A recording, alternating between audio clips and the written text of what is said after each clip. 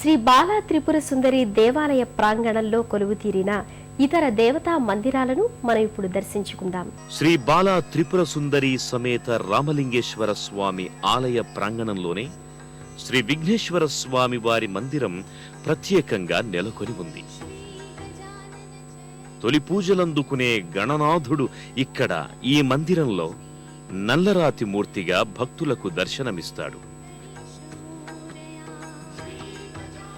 ప్రతినిత్యం ఈ ఆలయంలో వినాయకునికి అభిషేకాలు, హారతులు, అర్చనలు తొలుత నిర్వహిస్తారు.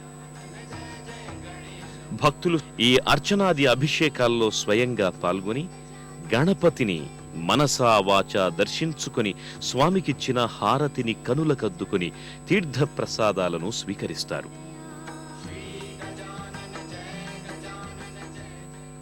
అనంతరం భక్తులు శ్రీ వల్లీ దేవసేన సమేత సుబ్రహ్మణ్యేశ్వర స్వామి మందిరానికి చేరుకుంటారు.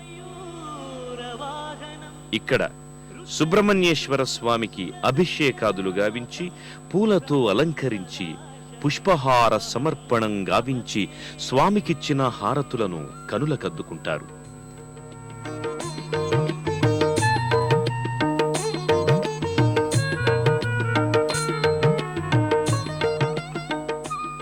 అనంతరం భక్తులు ఇదే ఆలయ ప్రాంగణంలో ఉన్న శ్రీ దత్తాత్రేయ మందిరానికి చేరుకుంటారు.